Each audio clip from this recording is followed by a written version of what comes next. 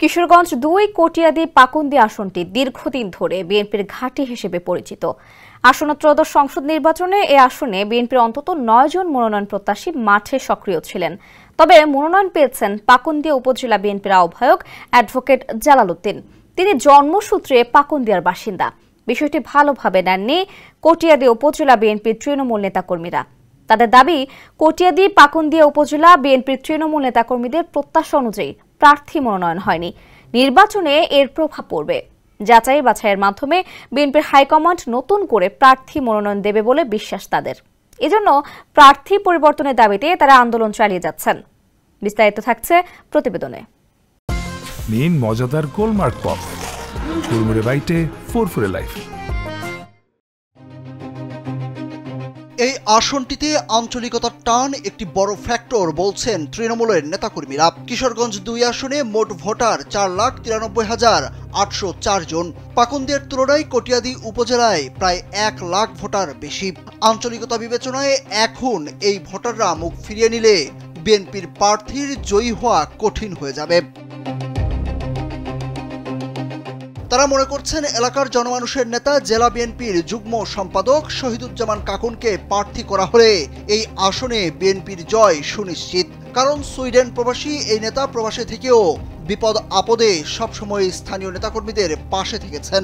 এছাড়া তিনি রাজনৈতিক লবিস্ট হিসাবে বিএনপির পক্ষে ইউরোপের বিভিন্ন দেশে রাষ্ট্রদূতদের সঙ্গে যোগাযোগ রক্ষা করেছেন। ২০১৮ সালের নির্বাচনেও এই আসনে বিএনপির মনোনয়ন পেয়েছিলেন কাকুন।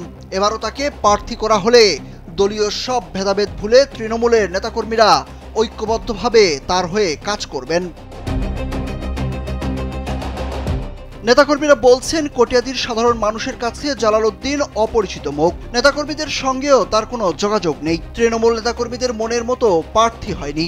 যদি প্রার্থী পরিবর্তন না করা হয় তাহলে কটিয়াদি উপজেলায় আঞ্চলিকতার টানে জামায়াত প্রার্থী পাশ করে যেতে পারেন। এদিকে বিএনপি থেকে মনোনয়ন পাওয়ার পর থেকেই জালাল উদ্দিন ও তার সহযোগীরা এলাকায় ত্রাসের রাজত্ব সৃষ্টি করেছেন বলে অভিযোগ করেছেন আরেক মনোনয়ন প্রত্যাশী সাংবাদিক আহসান হাবিব বরুণ। গত ১০ নভেম্বর ঢাকা রিপোর্টার্স ইউনিটিতে আয়োজিত এক সংবাদ সম্মেলনে তিনি বলেন, জালাল উদ্দিন আওয়ামী লীগের দোসর। সাবেক অতিরিক্ত ডিআইজি এবং ২১শে আগস্ট গ্রেনেড হামলা মামলার বিতর্কিত তদন্ত কর্মকর্তা আব্দুল কাহার আকন্দের ঘনিষ্ঠজন তিনি। আসন্ন নির্বাচনে দলের আরেক মনোনয়ন প্রত্যাশী পাকুন্দিয়া উপজেলা বিএনপির যুগ্ম আহ্বায়ক কামাল উদ্দিনের একই অভিযোগ। তিনি বলেছেন, অ্যাডভোকেট জালাল উদ্দিন ৫ আগস্টের পর কিশোরগঞ্জ জেলা পাবলিক প্রসিকিউটর বা পিপি হিসাবে তিনি আর্থিক সুবিধা নিয়ে আওয়ামী লীগ নেতাদের জামিনে সহযোগিতা করছেন। আরেক মনোনয়ন প্রত্যাশী কটিয়াদি উপজেলা বিএনপির সভাপতি তোফাজ্জল হোসেন খান দিলীপ বলেন, কটিয়াদি পাকুন্দিয়া বরাবরই বিএনপির ঘাঁটি। এর মধ্যে কটিয়াদিতে পাকুন্দিয়ার তুলনায় ভোটার সংখ্যা অনেক বেশি। নেতাকর্মীদের মধ্যে সবারই প্রত্যাশা ছিল কটিয়াদি থেকেই একজনকে মনোনীত করবে দল। কিন্তু সেই প্রত্যাশিত মনোনয়ন না আসার প্রতিফলন মাঠে দেখা যাচ্ছে। স্বাভাবিকভাবেই মানুষের চাওয়া পাওয়ার কথা যদি বলা হয়, এই মনোনয়নে কটিয়াদির মানুষের তো খুশি হওয়ার কথা না।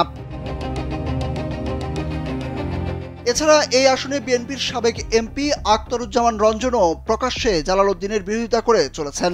দল থেকে বহিষ্কৃত সাবেক এই এমপি সাম্প্রতিক বিভিন্ন টকশোতে জালালের সমালোচনা করেছেন। বলেছেন, তফসিলের আগে বিএনপি প্রার্থী পরিবর্তন না করলে তিনি নিজেই জালালের বিরুদ্ধে প্রার্থী হবেন। সুরুজ আহমেদ, কালবেলা।